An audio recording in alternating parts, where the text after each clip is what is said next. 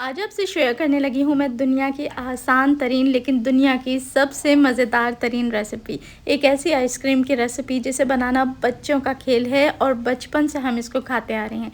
लेकिन गारंटी इस बात की है कि जो जायका आपको मार्केट वाली आइसक्रीम का मिलता है ना, बिल्कुल वही दानेदार टेक्सचर और वैसा ही मुँह में घुल जाने वाले क्रीमी जायका आपको मिलेगा घर में बनाने पे। बनाना बहुत ही सिंपल और आसान है, तो आज बनाएंगे पेशावरी आइसक्रीम। बिस्मिल्लाहिर्रहमानिर्रहीम, अस्सलाम वालेकुम and welcome back to my YouTube channel. मैं हूँ सिद्रा और आज आपके साथ में शेयर कर रही हूँ पेशावरी आइसक्रीम की रेसिपी। तो फिर रेसिपी को आपने स्टेप बाय स्टेप पूरा देखना है, मिस नहीं करना है, स्किप नहीं करना, और ये मज़ेदार सी आइसक्रीम के मज़े आप घर में ले सकते हैं। तो यहाँ मैंने लिया है 1 लीटर के जितना दूध, नॉर्मल दूध इस्तेमाल किया, उसे बॉयल करके मैं इस्तेमाल कर रही हूँ। और क्योंकि ये बॉयल करके फ्रिज में रखा हुआ था, तो अब मैं इसको बस इतना गर्म करूँगी कि ये अच्छा तेज़ गर्म हो जाए। इसके अंदर हम शामिल करेंगे तकरीबन आधा कप से हल्की सी ऊपर चीनी, मतलब आधा कप चीनी ले लें, उसमें 1 से 2 चम्मच बढ़ा के शामिल कर दें। अच्छे से मिक्स करें और मिक्सिंग इतनी ज़बरदस्त होनी चाहिए कि चीनी गर्म दूध के अंदर मुकम्मल तौर पे हल हो जाए।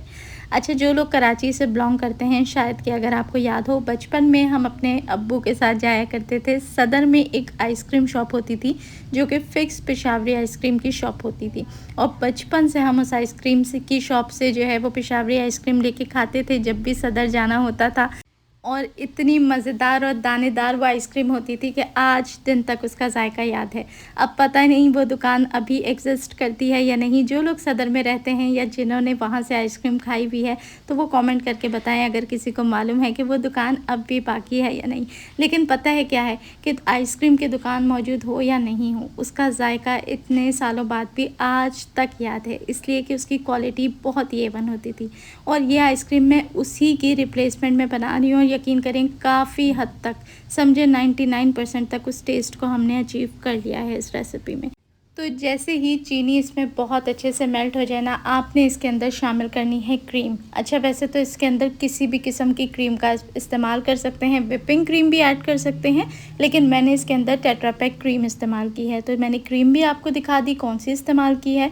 विपिंग क्रीम ना हो तो आप टेट्रा पैक क्रीम बिल्कुल आराम से यूज़ कर सकते हैं, और पूरी क्रीम का बॉक्स आपने इसके अंदर ऐड कर देना है। मतलब कि 200 ml की क्रीम थी और वो पूरी की पूरी इसके अंदर शामिल करें और फ़ौरन से इसे मिक्स करना शुरू कर दें। अब दूध गर्म है, जितने अच्छे से आप इसमें क्रीम मिक्स करेंगे ना, फटाफट से क्रीम इसमें डिज़ोल्व हो जाएगी। अब बारी आती है इसके अंदर वो इंग्रेडिएंट ऐड करने की जिससे पेशावरी आइसक्रीम में स्पेसिफिक खुशबू आती है, और वो कुछ भी नहीं, बहुत ही आसान सा और कॉमन इंग्रेडिएंट है, जो कि है वनीला एसेंस।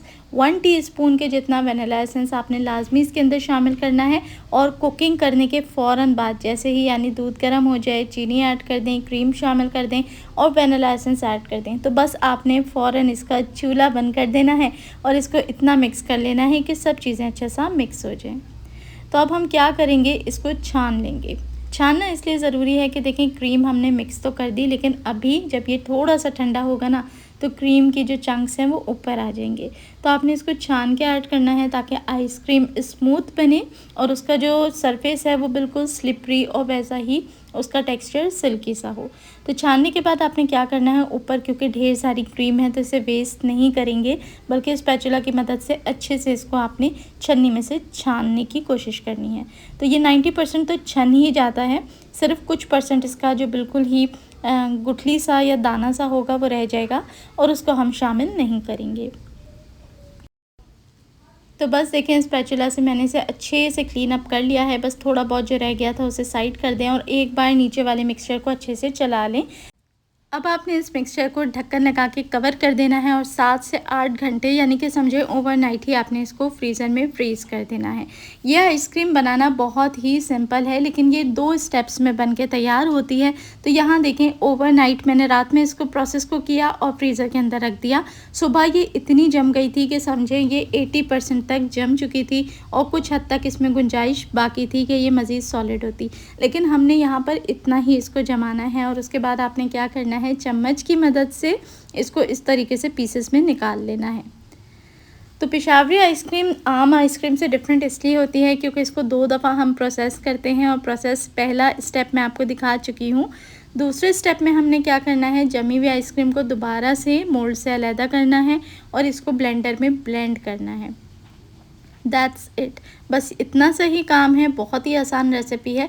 अब देखिए मैंने ये सारे पीसेस निकाल लिए। अब मैं क्या करूँगी, जग ब्लेंडर में इन आइसक्रीम के पीसेस को शामिल करूँगी बिना इसको डीप फ्रॉस्ट करे। तो ये देखें आपके सामने मैं पीसेस को ऐड करूँगी।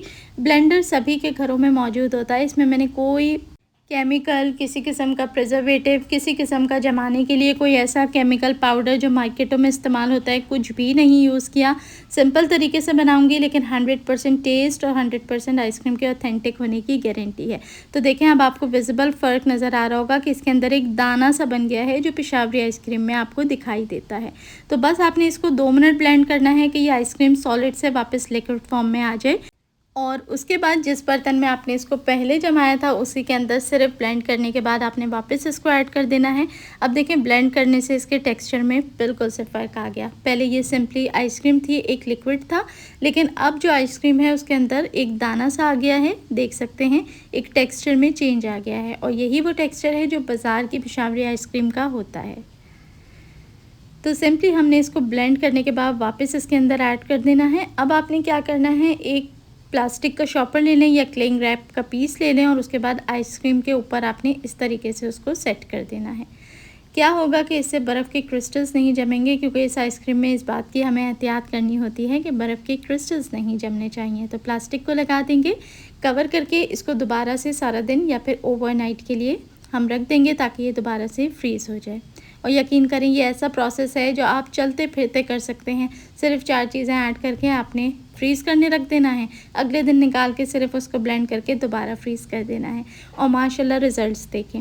मक्खन की तरह से इस पे स्लिप होके स्कूप चल रहा था और आइसक्रीम की आप क्वालिटी चेक कर लें, माशाल्लाह ऐसा जायका था ना कि खा के आपका दिल खुश हो जाएगा। एक बार इस रेसिपी को मेरे कहने पे आपने लाजमी ट्राई करना है। जो लोग आइसक्रीम लवर हैं और ख़ास तौर पे पेशावरी और अच्छी क्वालिटी की पेशावरी खाना पसंद करते हैं ना, वो दीवाने हो जाएंगे इस रेसिपी के। तो आप इस गर्मियों के अंदर इस रेसिपी को लाजमी ट्राई करें। माशाल्लाह से टेक्सचर देखें, कहीं से भी देखने से नहीं लग रहा कि आइसक्रीम हमने बिना किसी मशीन, बिना किसी प्रिजर्वेटिव या केमिकल के घर में बनाई है, और इतना अच्छा जायका होगा कि खा के मज़ा आ जाएगा। तो रेसिपी को लाजमी ट्राई करें और फिर मुझे दुआएं ज़रूर दीजिएगा कि आपको एक बेहतरीन सी चीज़ मैंने सिखा दी। और रेसिपी अच्छी लगी हो तो लाइक शेयर ज़रूर करें। देखने वाले सभी लोगों का बेहद शुक्रिया।